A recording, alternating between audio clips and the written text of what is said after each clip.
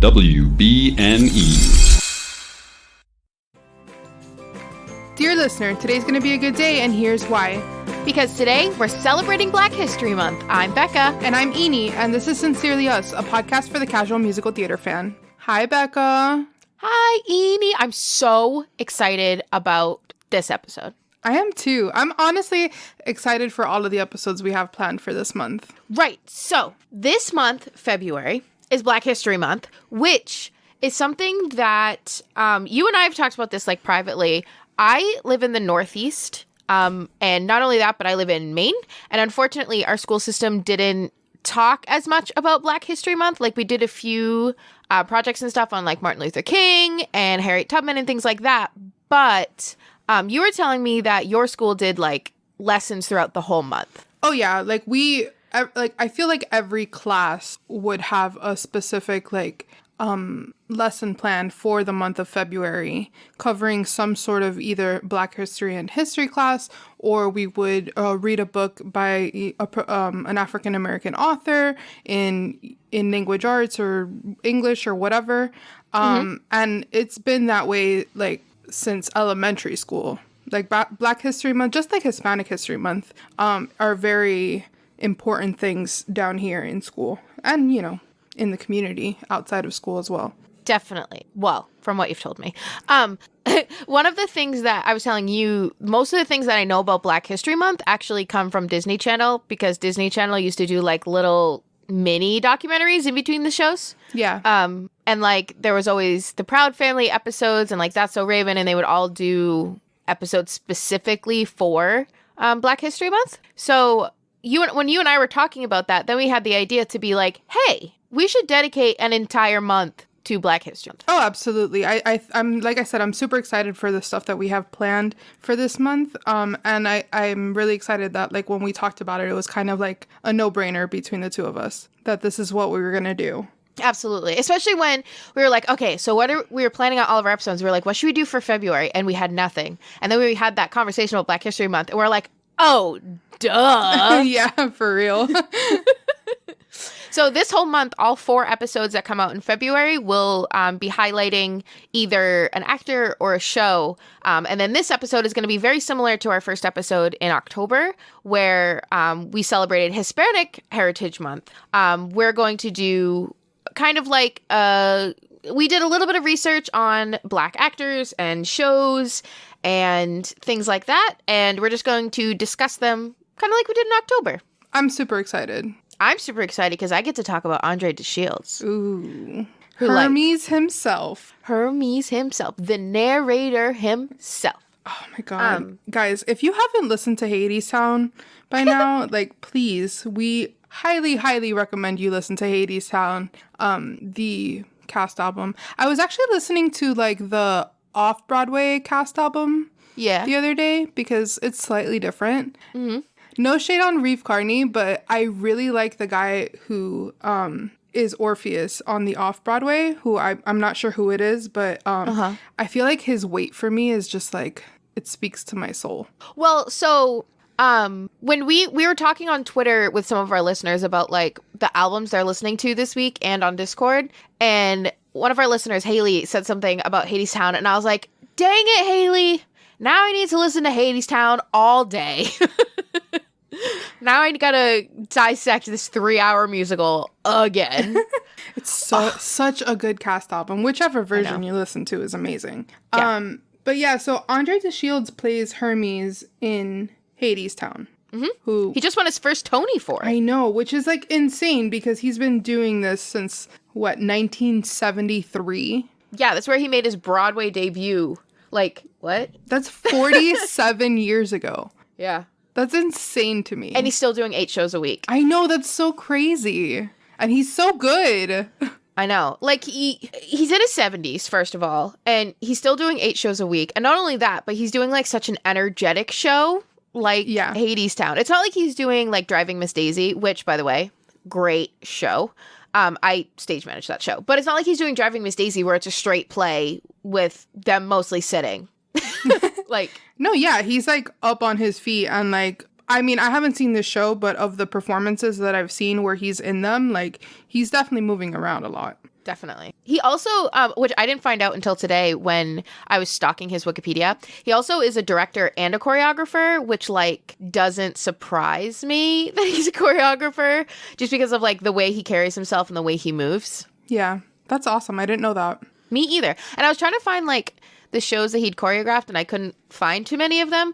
But the funny thing is that I have a client that is a choreographer, and him and I always talk about, like, Black musicals and Black people in musicals and stuff like that. He was actually really excited when I told him we were doing this month. And he carries himself very much like Andre, so I don't know why I was surprised.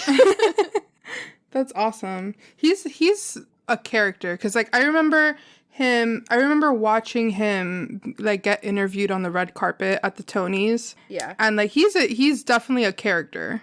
But he has, like, this, like, energy that you wouldn't expect for someone, like, his age performing 8 shows a week to have, because, like, I am so much younger and I can't even think about let alone getting on a stage, let alone performing 8 shows a week without being purely exhausted.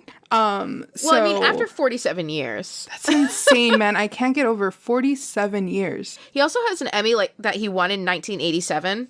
1982. My notes are too close together with all those dates. That he won in 1982 for Ain't Misbehavin', which is another Black heavy show that's actually really good too. I've only listened to the album once. I just remember really liking it. I don't think I've ever heard that one. It's kind of similar to Ain't Too Proud. It has, like, that same kind of vibe. Oh, so like Motowny. Got it. Yeah. And that actually was, like, the thing he won the Emmy for, obviously, was on TV. It was on like an NBC broadcast, which I didn't know that they did that back then. Oh, neither did I. Yeah, apparently he won an Emmy for it. That's awesome. Yeah. But it's still wild to me that he's only been nominated for 3 Tonys in his entire career, and he's only just won one for the 2019 Tony Awards. But Hermes is such a good part. I know. And he does it so perfectly. Yeah, he does it, like, oh my God, it's so good. Now all I can hear is his, like, raspy voice in my head. Oh, he was also in The Wiz? He was The Wiz. I love The Wiz. Like, in the original? Yes. I was unaware. Well, actually, I've only seen The Wiz once, so can you explain The Wiz to me? So... Because I know that that's another one that we should cover. Okay, so The Wiz is like The Wizard of Oz, just with a, I guess... African-American, like, Black twist on it. Okay. So, like, Dorothy's, like, kind of like Brandy's Cinderella? Yeah, exactly. That's exactly kind of the same, like, twist. So, like, in the original, I think Michael Jackson played the Scarecrow. So, like, the Scarecrow, like, dances, like... Yeah. Wait, so Andre DeShield worked with Michael Jackson? I'm not sure. Well, I'm not sure. I'm gonna look it up now. I know that MJ did the movie. I don't know if Andre DeShields was in the movie or in the, like, stage show. I believe he was just in the stage show, but I could be wrong. I'm not sure. I'm also, like, not super familiar with The Wiz. I hadn't really heard too much about it. Like, I knew of it, but it wasn't until they did, I want to say, the NBC live show. Yeah. That was when I kind of, like, got into it, and then I started listening to, like, the original cast and the one with MJ. So MJ did the movie. Oh, okay. I remember watching The Wiz, like, the movie. I didn't know it was Michael Jackson, though. Yeah, it was Michael Jackson. Yeah, because Diana Ross played Dorothy. Yeah, like, exactly. Michael Jackson as the Scarecrow. Richard Pryor was The Wiz. So, yeah. Oh, okay. Still cool. Super cool. Yeah, so The Wiz debuted on Broadway in 1975, and the movie wasn't until 1978. Okay.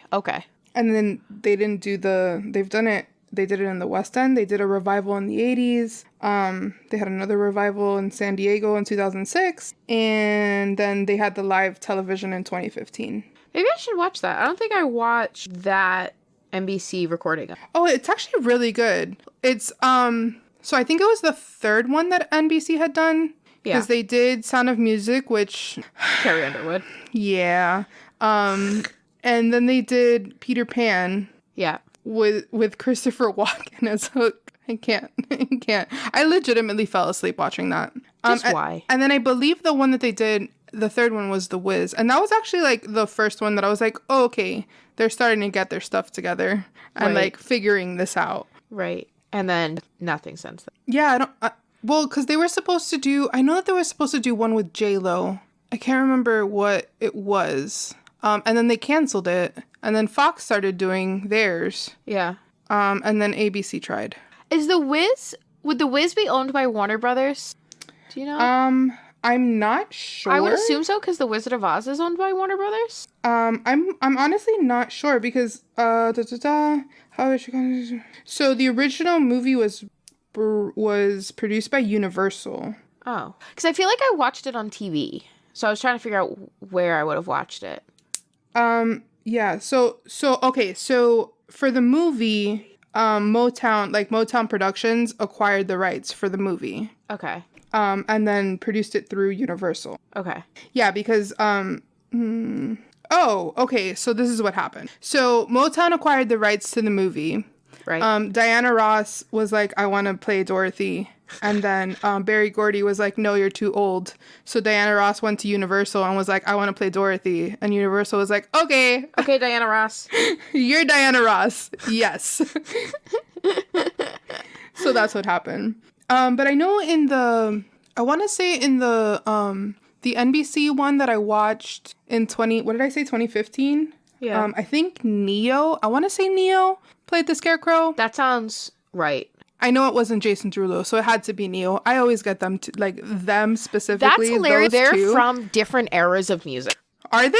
Yes. Like, I feel like they're the same person. I don't think so. I like always that got, Neo like, song that he specifically sings them with too. that country star. I don't remember what it is. I didn't even know Neo had a song with a I'm country gonna look star. it up right now. I love Neo. I feel like I was really into Neo like when he first came out, and then I don't know. Oh my god, he's done a lot with Tim McGraw. There you go. That country guy is what I just called him. I was Yikes. right. It was Neo. Yikes. That country guy, Tim McGraw. Yeah. Amber Riley plays the Good Witch in that production.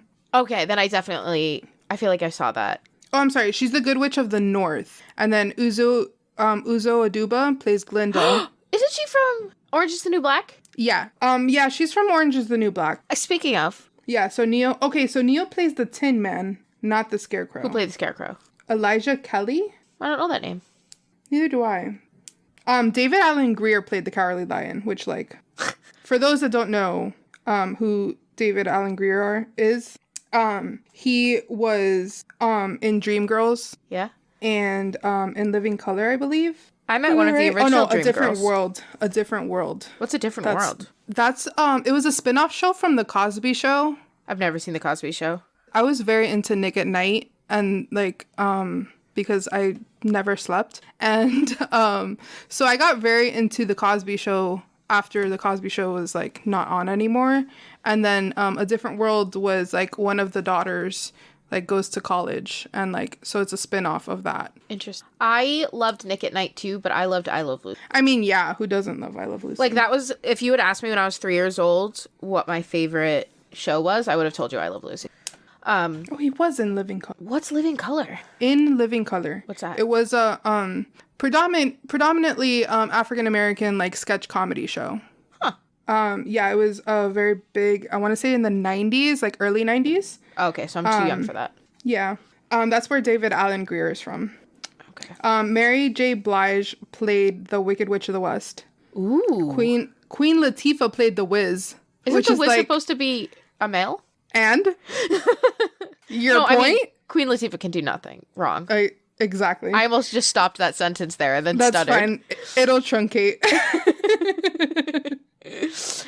Yeah, so I don't know what the live show on NBC, like what Rotten Tomato score or whatever it got, Yeah. but like I remember like thoroughly enjoying it. Yeah, so who cares about the Rotten Tomatoes score? Exactly. And it was definitely better than the Peter Pan and Sound of Music. Sound of Music. And then they did Hairspray after that. Oh, NBC. See, they just started Was like, Hairspray getting bad? better and better. Is that the one with Ariana Grande? It was the one with Ariana Grande. I like, aside from Ariana Grande, like I really enjoyed the show. I thought that Jennifer Hudson was like amazing. That's in Queen Latifah's role, right? Yeah. Yeah. I'm not good with names of characters. It's fine. We will talk about Hairspray at another point. Anyway. Hint, hint, wink, Wink. Oh, so NBC didn't just like disappear, because then they did Jesus Christ Superstar, which was like amazing. With John Legend. Oh, yes. And Sarah Bareilles. I didn't know Sarah Bareilles. I just know. Yeah, she plays Mary Magdalene. And Brandon Victor Dixon, who I love, and Norm Lewis, who I love. Well, dang. Yeah. I heard it was good. I haven't seen it. It was really good. I wonder if I can get it anywhere. Like, Maybe we should cover that at another point in the show. We'll talk about it. It is also a rock opera, which we talked about operas last week. What else are we going to talk about today? Who else are we talking about? We talked about The Wiz. The Wiz is awesome. I highly recommend that you watch it at some point. See if I can find it. I want to talk about Amber Riley because I love her. And she was in my favorite production of Little Shop of Horrors. That you haven't seen or heard. I don't care. MJ Rodriguez was also in it. Yes. Who is also African-American. Yes. And she's incredible. Not only is she African-American, but she's a trans woman of color. And I love her. I mean, same. So, and Amber Riley was the voice of Audrey 2, which, like, she can't do no wrong. That's another part that's usually a male, isn't it? So, there you go. I love it so much. If you just want to just weep uncontrollably, look up Little Shop of Horrors Pasadena Playhouse, where they performed it on some late night show. I don't remember which one. I want to say it was Colbert. I want to say it was Colbert, too. I think you're right. Where they sing Suddenly Seymour, which was like, so good. It was not. George Salazar is Filipino? Neither straight nor white. No. Yes, he's Filipino. He's been on Superstore recently. I know. Do I need to watch Superstore? I think it's fun. I would rather you watch The Good Place first. Yeah, because it ended, didn't it? And Marvelous Mrs. Maisel first. Oh my god, Carrie Hill Fletcher loves that show. Maybe I do need to watch it. I hate you so much. I have been telling you to watch that show. Only for like a week. For 3 seasons. For like, no. Yes. It's the first time I heard you ever say it. Absolutely not. I will search. I will show you receipts. Here's the problem. We talk on way too many because I remember you DMing me and Ethan because we loved Gilmore Girls. Yes. But I know for a fact that I've talked to you about this before. Just me? Yes, just you. Yeah, we talk on too many platforms. You're never going to find that. And we talk on the phone a lot. That's my problem. And we talk on the show a lot. Since we've been friends, 2 seasons of The Marvelous Mrs. Maisel have come out. So I know for a fact that when season 2 came out, I told you needed to watch this because I know how much you love Gilmore Girls. And it's the same writer. So like, it has the same like pacing and like just comedic like wittiness. I love that show so much. Well, I gotta finish The Good Place first. The Good Place just ended. I haven't watched the season finale. I gotta see Confident Chidi. I haven't finished, I guess, the series finale, and I don't want to because I don't want it to end. So sad. Yeah. So what were we talking about? The guy that plays Chidi was on Armchair Expert with Dax Shepard. He was also on Seth Meyers last night. But that was about the finale, so I can't watch that. Well, Casey said there was no spoilers. I still haven't watched the video that he sent us, but he says that there's no spoilers. But he talks about Lynn, so I should probably watch that sooner rather than later. Speaking of Lynn, another very heavily person of color show that he wrote. You're welcome. Literally about specifically white men, but played by all people of color. And like white men that had slaves. Yeah. Like not just like white men that like owned slaves. Right. In case you're wondering, we're talking about Hamilton. So one of my favorite things that... What else is new? One of my favorite things that Lynn has ever said was someone asked him why he chose to have people of color play all of the founding fathers and stuff like that. And he goes, because I wanted to tell the story of America with... how come I can say this quote every other time except for when I'm on the podcast? I want to tell the story of America with people that are a part of America today, or something along those lines. Do you remember Paraphrasing. I don't. Yeah. But I know what quote you're talking about. So people have opinions about this, and as a Latina, I appreciate what Lynn is doing, obviously. I've fought with people about this show more than any other show, and probably more than any other topic ever. Yeah. When like any other artistic topic. Let's stick with that. And I've come to realize that you're just not going to change someone's mind. No. Like someone, like, especially about a show like Hamilton. So people are going to either love it or hate it, and it has to be like on their own terms. And they have to decide that they are going to listen to it, or they're going to accept it, or they're just going to straight up hate it, which like I don't understand, but that's because I love Lin-Manuel Miranda so much. Do you? And Hamilton is such a good show. Like, I don't understand the hate at all. Like, I get it if you don't like rap or like the style, like that's fine. I don't know. But I don't know, like, fine. But that doesn't take away from how important it is. Like, how... And we've talked about, like, how Hamilton has changed the game for musical theater a lot. Yeah. But the representation, the fact that he chose to make everyone a person of color, you know, like, it's just insane. Yeah. It's... Like, who thinks of that? You know? Like, who's like, I'm gonna make Thomas Jefferson a man who has, like... had a bunch of kids out of wedlock with a slave, a person of color. Like, who comes up with that? And I think it's just so important, as you know, as far as representation, to do things like that. I agree. And I think that it's so important because going back to even like the beginning of theater when Black people were first talked about in theater, there was a lot of blackface. There was a lot of disrespectful and racist things that went on, like Jim Crow, the caricature of Jim Crow. And it never was a place for people other than white people. Yeah. I mean, we were having this discussion in our Discord today. Yeah. About West Side Story. Right. Like, in West Side Story, the movie, everybody was in brownface. Even the people who were of color. They even put Rita Moreno, like, they made her wear darker makeup. Yeah. Which is, like, insane to me because she was a Puerto Rican woman playing a Puerto Rican woman. Right. So the history of people of color in theater is kind of messed up, obviously. And that's why shows like Hamilton, like The Color Purple, and all of these shows that bring these stories to light, whether they are white stories, but now being told by Black people, or any person of color, because it's not just Black people or Hispanic people that are hired. I mean, look at Philippa Sue literally played one of the founding women of our country. Yeah. No, but even you even have like shows like Dreamgirls, Right. you know, that and Motown, you know, stories that are about Black history. Right. Like, it's not just white people that are now being played by people of color, you know. So you have those shows that are just like so important and have become such staples in the theater community. Like Dreamgirls won how many Academy Awards when it came out? Like, it was insane.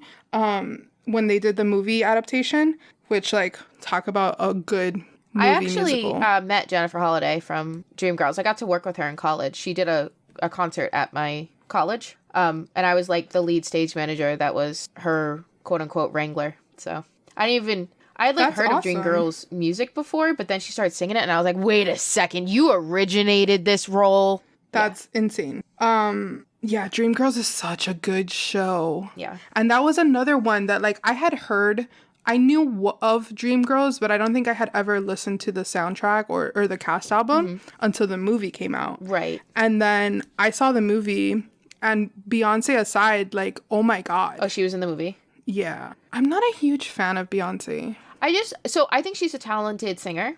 I think she's great in the movie. Don't get me wrong. Who does she play? I think that she plays the one that replaces her. Well, not the one that replaces her, but the one that I don't remember their names. Dina? Is her name Dina? I feel like her name is. I'm not very good with character names. I'm so bad at character names as well.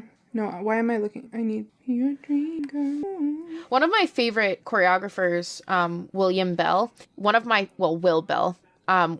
my favorite choreography he's ever done was to that song. And so whenever I hear that song, I always do like his choreography in my head. Why is this so... Oh, because I'm looking at the actual Broadway wiki, because apparently that's separate from the Broadway film adaptation. Yeah, so... Okay, yeah. So Beyonce played Dina, and Jennifer Hudson obviously was Effie. Wasn't she an original too? Jennifer Hudson? Or is she too young for that? She's way too young for that. Then maybe I was thinking of the movie. Okay. Did Jennifer Hudson win American Idol? Yes. Okay. Then yes, I was thinking. Yeah, so Jennifer Hudson was Effie. Anika Noni Rose, who is Tiana, was Laurel, which is the third of the original 3 Dreamgirls. No, she's the one that comes in. That's like the receptionist or whatever, and then they bring her in. That's who she is. I don't remember. I haven't seen Dreamgirls in forever. I could be wrong about that. Maybe we should cover that at one point. I love that show a lot, and I've seen that movie a lot. I saw the show. They did a community version of it down here. Like after the movie, once like it got popular again because of the movie. And Yeah. I saw like a community theater production of it down here, and it was amazing. I just like the music from it. Same. I like the Motown feel Me too. to it a lot. Like, I know I don't talk about how much I don't like jukebox musicals a lot, but I would go see Ain't Too Proud because of how much I love Motown. Yeah. And like, talk of a very genre of music that is basically all people of color. Well, Motown. Yeah. That's like my whole childhood is Motown because my parents were born in the 60s, and so like they grew up in the 70s, and Yeah. that's just the music they listen to. And so whenever I hear like a Motown song, it makes me so happy. Have you seen Motown the musical or listened to Motown the musical? I haven't. I haven't either, and I've heard good things. I just, for whatever reason, I haven't listened to it. I feel like I need to listen to it, and I'll report back Okay. at some point this month. You know who we didn't talk about? When we were talking about Hamilton? Yeah. Who? Who's on our list? Who? Chris Jackson. Who's won like Jackson. a million awards and also has done so many more things than I ever thought. And yet, he needs a Tony. I agree. But like he won an Emmy for a song he wrote for Sesame Street. He's written for Will.i.am. Like, That's insane. what? To me. Right? So for those who don't know, for whatever reason, no shame, but I love me some Chris Jackson. Chris Jackson originated the part of Benny in The Heights, and also the part of George Washington in Well, because Hamilton. he's literally BFFs with Lin-Manuel Miranda. He is actually he's like his right-hand man. best friend of all time. Yeah, absolutely. In the Drunk History episode that Lynn was on, I don't know if you've ever seen. I have. Okay. He like calls him in the middle of his drunkenness just to tell him how much he loves him. My favorite thing was, I don't remember what Lin was doing. I think it was like his last performance as Hamilton. He was writing all these tweets about like how wonderful people have been to him and all this, and he ends it with a picture of a sticky note that Chris Jackson had written on his mirror, and it just said, "You ain't shirt." Like, but like the bad word. I understood that. And he wrote about, he's like, this has been sitting on my mirror this whole run, just as a little reminder from my best friend. But and I was like, that's so funny because that tells you like how good friends they are. Right. Because we do that to each other all the time. Yeah. If like, yeah. Like we talk about how much we love each other all the time, but also we're like, you're annoying. Can you just go away? Or how many times like Becca will literally just hang up on me like mid conversation. Yeah. Sometimes it's not on purpose. Most of the time it is. Most of the time it is. I mean, I've started to do that now. So thanks for that habit. Because we don't have to say goodbye. We know we love each other. It's fine. Exactly. Yeah, so Chris Jackson, so Benny is actually, I think the only non-Spanish speaking person in The Heights. Yeah, I think so too. I'm thinking. I think he says a couple things in the Cab song. Oh like yeah, Benny's well Cab song. that's the whole thing about the Cab song is that he's talking to all of the drivers who only speak Spanish, right. And it's like very broken. Yeah, so he attempts Spanish. to communicate with them, and then like at the end of the song, what you don't get from like the recording is that eventually they all start answering him back in Spanish, and he's like, "No comprendo," and like, and then Nina ends up taking over and like speaking to the drivers in Spanish. So, and then after intermission, like the first scene you see is Nina teaching him Spanish. So, yeah, he doesn't speak Spanish very well. He's obviously picked up a couple things, but he is the only non-Spanish speaking person in the show, to my knowledge, that I can think of right now. It's very cool. He's also a big, tall dude. He's a big dude. He's a big dude. He also played my favorite role in Hamilton. George Washington. If you ever want to cry, this is the second time I've said that sentence in this episode. If you ever want to cry, just listen to the Ham for Ham of him and Barack Obama. Oh, the mixtape. Oh my God, yes. It's not on the mixtape. No, so... It was a Ham for Ham. So Lynn obviously came out with the Hamilton mixtape, and then was supposed to come out with the Hamilton mixtape volume 2, but instead he just came out with like one new song a month the entire year. Yeah. So the last song of 2018 Yeah, because I was on Discord when it dropped. I feel like it was 2018. So the last month of these Hamilton drops, drops, that's what he called it. Oh, okay, not Ham for Hams. You're right. Yeah. So the last month of the Hamil drops was One Last Time, and it's called like 44 Remix. Yeah. And it's because like Barack Obama, President Obama, says the George Washington speech while Chris Jackson is just like singing. Yeah. And so he says Lynn's part in One Last Time. Yes. Barack Obama does. I love Barack Obama. Speaking of powerful people of color, I love real. Barack Obama. Too bad he got 2 terms. I want another Obama term. 2 terms. Yeah. One last time. Wait, Chris Jackson was in The Lion King? He made his Broadway debut in The Lion King. What? I was unaware of this. He was the ensemble, and then it just said he was in it for a couple of years, and I couldn't find like what years he was in it. But then he eventually took over as Simba. Really? Yeah, so that was like his first Broadway. Like on Broadway, or was he like on the tour?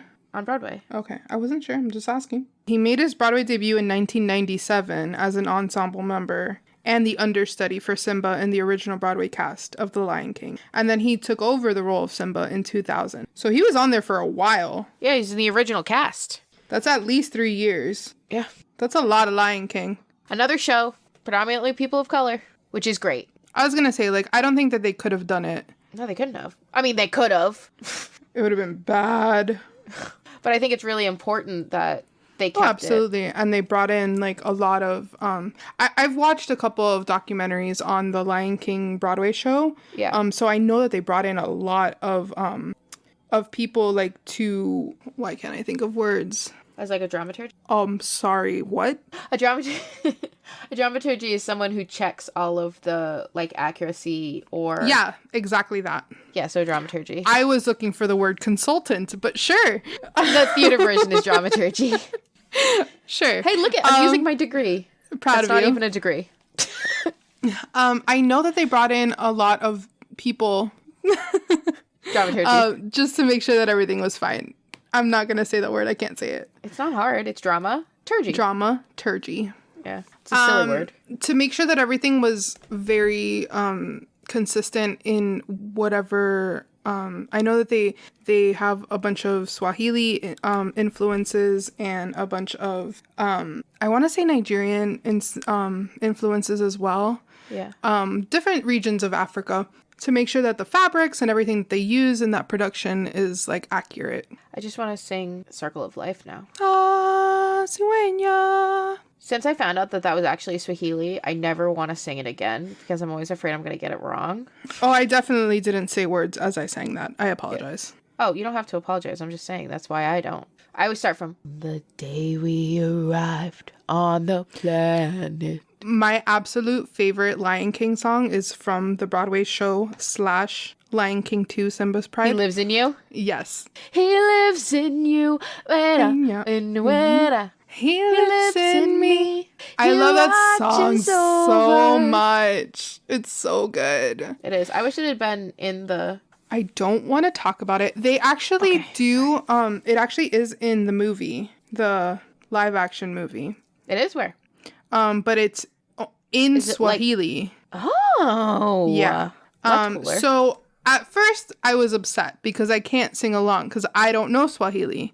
Right. And then I was like, no, good on them. That's awesome. That is awesome. So I think I don't remember where it plays in the movie. I'm trying to just like erase it from my memory. I know. We already covered that. We don't have to talk about it again. It's on Disney Plus. And so is Aladdin, and maybe you'll like it more if you watch it again. That's what I was thinking. I want to rewatch Aladdin, and I want to rewatch Lion King to see if, now that time has passed, maybe I'll like it more. And you're not as bitter? I think I'll always be bitter. True. Just because you love it. It's fine. I do.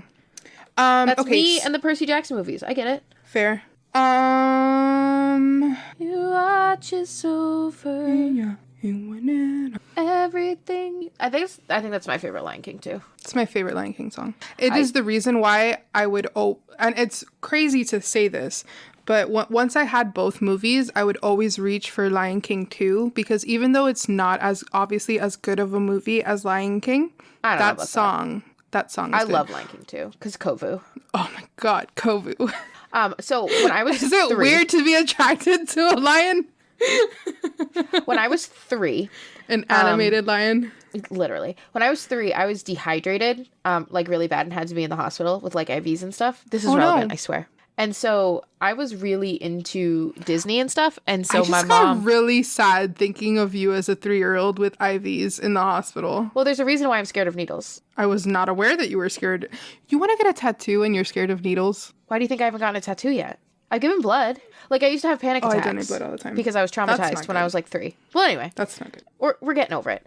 And this was a happy story. My bad. My mom went to the gift shop, and I was like so into like Disney and Lion King and all of those. And she got me, I was like right when Lion King 2 came out, and she got me a piggy bank that was, oh my God, what's the girl's name? Kiara.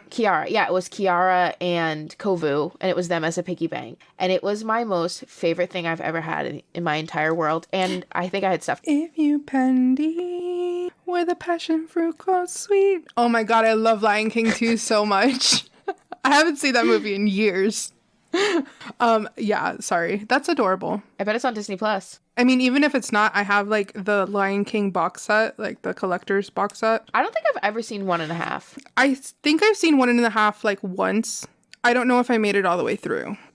I think I've only seen snippets of it on Disney Channel. My problem is that once I discovered the Broadway show, I can't listen to anything else. Like the Lion King Broadway show, and I've said this before on the show, the Lion King Broadway show is my favorite adaptation of the Lion King, including the original movie. To see it. Like, it's my favorite. I'm just not a huge fan of the Lion King, but I know I'll like the Broadway show. I was a big Lion King fan.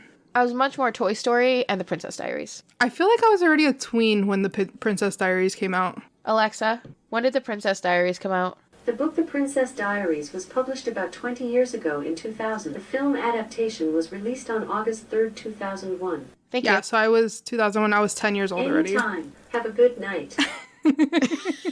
Your Alexa's so polite. I love my A word. Nope. That's getting cut. That's not what I meant. I love my robot. How's that? Oh, that's better. Yeah. So yeah, I was like 10 already. I was 7. Interesting. You're 3 years older than me. You're old. Shh. I know you're not that old. I'm kidding. I love The Lion King so much. What else is on our list? Have we talked about all of the things? Well, Eni, one of the coolest things that's come out of like the last, I'd say 10 years of revivals, because you know me, not a huge fan of revivals unless they change it in some way, is that they did an Annie where Annie was played by a little African-American girl, and they like changed the lyrics. Are you talking about the Jamie Foxx movie or like the stage show? I believe they did both. Well, I know. I wasn't sure if they did both. I was asking. Now I don't know. I'm pretty sure they did. No, because Jane Lynch was in the movie, or was she on the stage? Or am I thinking of Lila Crawford? I think. Okay, here's where I'm getting mixed up. Lila Crawford, who is not black, was Annie in 2014, and I think that happened at the same time that they did the Jamie Foxx movie. Oh, okay. And I think that's where I'm getting confused. But also, I like the soundtrack from the movie better than I like the revival cast recording. Okay, fair. Because I like the music much more, and also one of my favorite lines is in "It's a Hard Knock Life." And "It's a Hard Knock Life," they say, "It's a hard knock life if we get tricked. Santa Claus we never see. Santa Claus, what's that? Who's he? No one cares for you a smidge when you're in an orphanage." Okay, but that's in the original. But they said, "No one cares for you a bit when you're a foster kid because orphanages don't exist anymore." Fair. Yeah, that's the one that Cameron Diaz is Miss Hannigan. That's the movie. Oh, okay. I mean, to be fair, Cameron Diaz, Jane Lynch, the same person. Absolutely not. You just said Neo and Jason Derulo were the same person, so I could say they're the same person. Okay. You didn't know Jane Lynch was in The Holiday? Becca, don't even get me started. Also, Jane Lynch is in The Marvelous Mrs. Maisel, so you should watch it. Tying it back to that. And that's how Eni sees it. Oh, God. So I really liked that remake of that movie because I am, again, not a huge fan of remakes. So I really liked what they did with it. They changed the music a little bit, so they made it a little bit more, like, kind of hip-hoppy, not, like, too hip-hoppy. And then they changed a couple of the lyrics. It was pretty hip-hoppy. Okay. And then they changed some of the lyrics, which I thought was, like, important. And also, that little girl is the cutest little girl I've ever seen in my entire life. But yeah, I really, like, if I was going to do Annie with, like, my students, I would do that version because I think it's cooler. Oh, for sure. They also recently revived The Color Purple, so... Did they? Yeah, The Color Purple was revived, I want to say in 2016, 2017 maybe. I saw it on tour last year. We should cover that. No, the year before last. 2018 is when I saw it. We should definitely cover it. The Color Purple is an extremely important musical. I was going to say, I don't think I've listened to it. So now I think about good. it. I think I may have seen the movie, though. Well, the movie's not a musical. Yeah, I know. Okay. The one with Oprah. Yeah, I think I've seen that. Maybe I'll do both. So yeah, I definitely think we should cover The Color Purple. But on that note, Edie, guess what? It's time to wrap up. It's time to wrap this up. It's time to wrap this up. Guys, what do you think? Do you think that, let us know if we missed, I mean, I know for a fact we missed people and musicals and stuff. I mean, we missed a very important person that, I don't know, maybe we'll talk about next week. Will we? Let's see if you guys...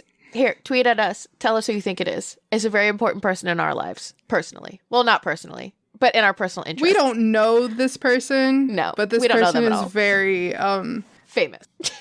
I mean, yeah, but he's a big part of our lives. Here, I'll give you one hint. Okay, I'll give you one hint. He was in me and Enie's two favorite musicals. He's been in both of them. In both of them. Mm-hmm. He's been in both of... Oh, wow. He's been in both of our favorite musicals. Mm-hmm. That's awesome. Mm-hmm. Okay. All right. For real, guys, let us know who we missed, who you think we should talk about this month. If there's a show that you want us to talk about, let us know. And if you like our show, please rate and review on Apple Podcasts. It helps a lot with helping people find our show. And if you like our show, tell your friends about it. But I have a review here from a previous guest. You may know him. You may love him. You definitely love him. Tyler Carlin. And he said that our show is the fortnight best, which is how he swears. And seriously, if you love Broadway, then you deserve this podcast and you are good enough, which, like, right in the feels. Oh, Tyler. By the way, it says Ty Carlin. You can go to patreon.com/sincerelyus to become a patron of our show. The first 25 patrons will receive a signed postcard. There's a bunch of tiers to choose from. Our most popular is the $3 tier, which grants you access to the WB&E Discord that we share with the other creators on the network. And life hack alert. So this episode is coming out the beginning of February. Yes. Our Patreon doesn't charge until the first of the month. So if you were to join right now, you can get in the Discord and it's not even going to charge your card until March 1st. It's an entire month that you can be in the Discord to see if you love it, which I'm sure you will. That's where we became best friends. Yep. Or for $10, you get access to our bonus show, The Green Room, where we cover topics that don't fit into our main show. It's so much fun. We legitimately never know what we're going to talk about, and somehow we have a productive conversation. So, yeah. I think our favorite was the one with Casey from a couple of weeks ago. For real. It's honestly, like, I've listened to it so many times. And also, if you become a $10 patron, again, won't charge you until March 1st, but you get all of the back episodes too, so you can listen to all of The Green Room. Yep. And for $5 a month, you get a shout out on our show. This episode is brought to you by Matt, Claire, Josh, Christy, Linton, Mott, Sydney, Brian, Willie, and Mama Wendy. See, Eni, I changed her name for you. I appreciate that. Thank you so much for continuing to support our show and making our dream of podcasting come true. Now, I understand that not everybody has, extra money to donate and throw and play around with. So we also have a Facebook page, which is 100% free. You can find it at bit.ly/sincerelyfb. We're in there usually sharing memes, or sometimes we'll talk about the topic that we're covering that week before it comes out. Sometimes we will hint at things, and it's just a really good place for us to interact with you as well. Anytime you see like a piece of news on your Facebook and you're like, oh my God, I need to tell someone about this right now, but you don't want to share it to your wall, share it to our Facebook group. Absolutely. Sincerely Us is a proud member of WB&E. There are a bunch of shows that we both love, like Bagels, Following Dreams, and Bacon and Eggs. I was on, actually, the episode last week with Tyler talking about Tarzan. It was a whole heck of a lot of fun. And here's a preview. Howdy, yokes. I'm Tyler Carlin. And I'm Ethan Edgehill. And we host Bacon and Eggs, a movie lovers podcast. It's the most roll your eyes, I've seen it before concept for a show. But with new hosts, I promise. Each week, we sit down together and watch a beloved movie. We start by looking at some critical and concrete points and let our conversation flow from there. We've covered all sorts of movies, from Jaws to Little Women. From the Lego Movie to the Lego Movie 2. From Marvel to Star Wars. From Back to the Future to Back to the Future Part 2. And tangents from our frustrations with fast food to discussing our fear of the mighty loon. So if you want a podcast that makes you laugh, download Bacon and Eggs, a movie lovers podcast. With new episodes available every Thursday, wherever you get your podcasts, and now on WBNE.org. Ghostbusters 2! My hope and dream was that you would say that. I love their show so much. They're so funny. They are honestly hilarious. Yeah. And they're producers of our show, so you should go listen to their show too. Absolutely. As always, you can follow the podcast on Twitter and Instagram at SincerelyUsPod. You can follow me on Twitter and Instagram at _EnyMeeny. That's INYMEENY. You can follow me on Twitter and Instagram at Becca Eddowes. That's BECCAEDDOWS. Our art is by the lovely Vaishon Brandon of Graphite. You can follow him on Instagram at graphite.vmb. And our quote for the end of this episode just came to us last month. Is that when the Tonys was? January? Yes? The Tonys were in July. No? Oh, yeah, the Grammys were last month. Well, anyway, he said this at the Tonys in June. Actually, the Tonys are in June. Sorry. You're right. June. They weren't in January. Andre DeSille said when he was winning his Tony for Best Featured Actor, he was talking about like how to keep the longevity of being an actor. And he said, 1, surround yourself with people whose eyes light up when they see you. 2, slow is the fastest way to get where you want to go. And 3, the top of every mountain is the bottom of another. So keep climbing. Sincerely, us.